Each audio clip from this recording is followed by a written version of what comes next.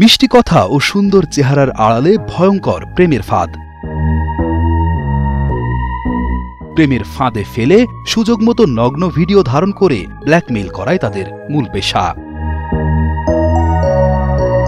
তাদের চক্রে কেউ সাজে পুলিশ, কেউ সাংবাদিক।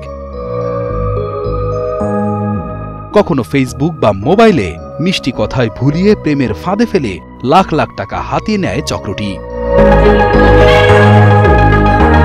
লোকলজ্জার ভয়ে প্রায়ই তাদের চক্রের কবলে পড়েও এড়িয়ে যান ভুক্তভোগীরা। এই চক্রটির ঘাঁটি সাভারের আশুলিয়াতে।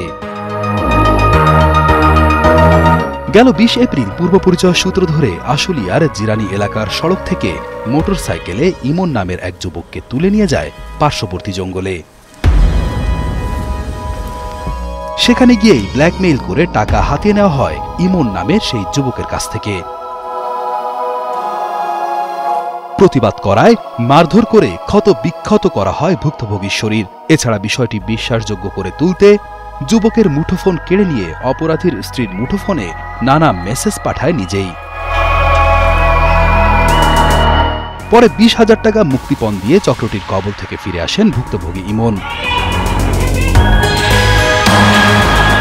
পরবর্তীতে ঘটনাটি পুলিশকে জানানো হলে পুলিশি অভিযানে গ্রেফতার হয় এই চক্রের মূল হোতা ফাহিম ও সাথী আক্তার দম্পতি। হঠাৎ করে একটা মোটরসাইকেল আসে, আমাকে অস্ত্র ঠেকায় দুর্যোগভাবে আমাকে ওইখান থেকে তুলে নিয়ে আসে। শ্রীপুর লেবন হসপিটালের পিছনে যে জঙ্গল এলাকাটা আছে ওইখানে আমাকে নিয়ে জিম্মি করে রাখে, মারধর করে অনেক। আমার কাছ থেকে মোবাইলটা নিয়ে ওনারা সব আগে থেকেই প্ল্যান করেছে। যে আমাকে কিডন্যাপ করে নিয়ে এসে সে হচ্ছে ফাহিম। ফাহিমের ওয়াইফের সাথে আমার অস্ত্রমূলক ঠেকায়া জবানবন্দি নিয়ে সেটাকে আবার রেকর্ড করা আমাকে জিম্মি করে রাখা হয়েছে। ২০,০০০ টাকা দেওয়ার পরে আমাকে মুক্তি দেওয়া হয়। তো আমি বাসায় চলে যাই। চলে যাওয়ার পরে আবার ফোন দেওয়া হয় যে পরবর্তী এটা নিয়ে যদি কোনো আলোচনা হয় বা কেউ জানে তাহলে আমাকে যে কোনো সময় মার্ডার করে ফেলতে হবে।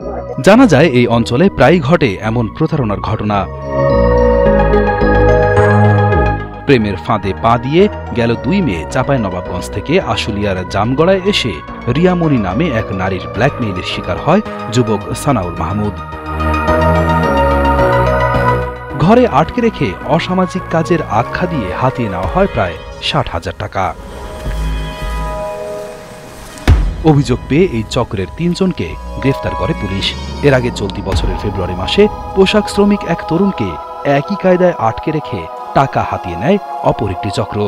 আমি 10 দিন আগে এক মেয়ের সাথে ফেসবুকে বন্ধুত্ব হয়।